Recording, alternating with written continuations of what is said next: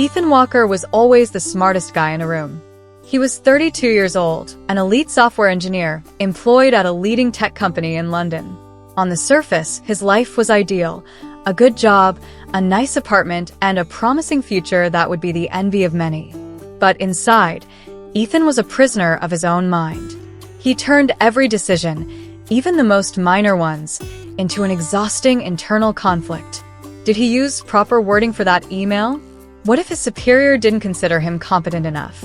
What if he had taken the wrong career path and blighted everything? What could have been was the highlight of his days. The climax of his nights was spent in sleepless nights, calculating, overthinking each and every moment of his life. Ethan's overthinking began in baby steps.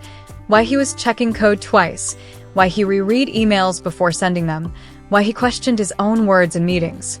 But it became something that over the years became uncontrollable. He would lie awake at night, analyzing conversations he had had during the day, questioning whether he had made an idiot of himself. When he got a new project, he didn't launch right in. Instead, he spent days learning everything he could on all of the possible paths, afraid of making a mistake.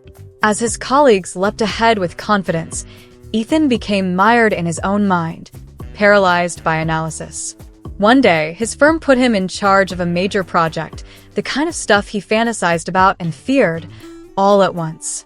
The opportunity thrilled him, but his mind twisted into a panic storm. What if I mess this up?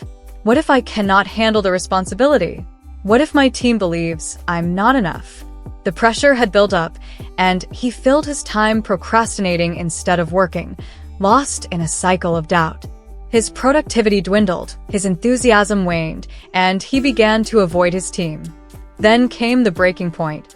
Ethan's manager Daniel summoned him into his office.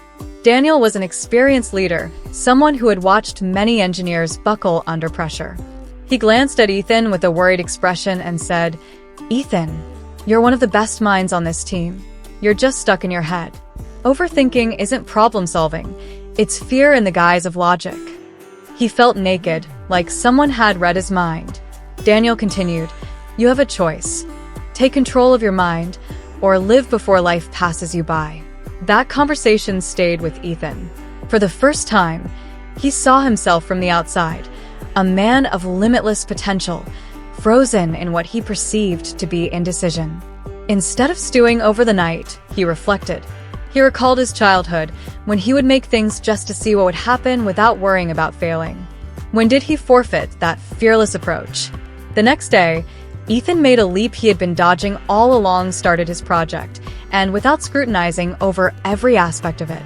He didn't strive for perfection, but rather for progress. Anytime doubt crept in, he reminded himself of Daniel's words. Gradually, he began to make decisions faster, trusting his instincts and accepting the fact that mistakes were part of the equation. But change wasn't instant. One night, working late, he sat in front of his screen, caught in an old indecision loop. That's when he recalled an old friend, Liam, who quit his corporate gig and traveled the world.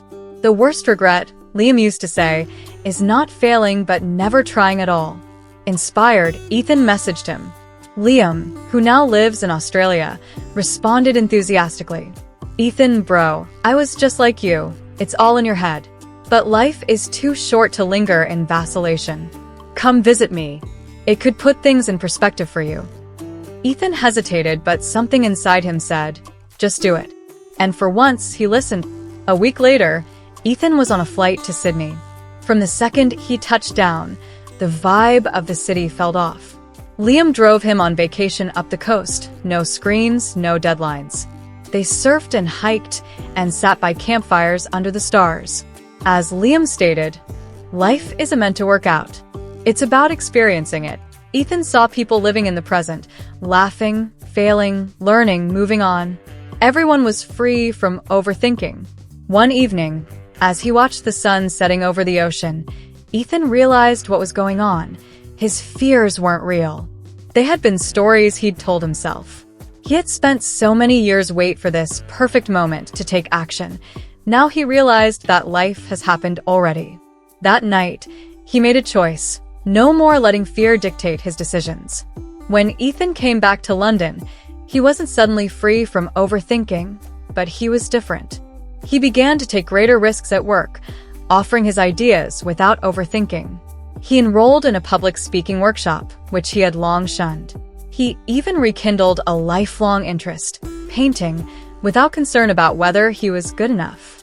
His project was successful months later, not because it was the perfect way, but because he let himself do and change and continue on. His confidence began to snowball, as did his opportunities. He was no longer the nervous wreck of an engineer trapped in his head. He was somebody who lived life as it came. So, Ethan's story isn't never overthink again. It is action over doubt, courage over hesitation. There will always be overthinking, that whisper of fears and doubts, but it doesn't have to own us. And the truth is, life doesn't wait for us to be ready. All you have, know, and can be is only an idea when not moving forward, and a fixed point blinking behind the clouds as far as the eyes can reach if you go nowhere. So start asking, how much of your life has been spent in indecision? And more importantly, when will you actually begin living?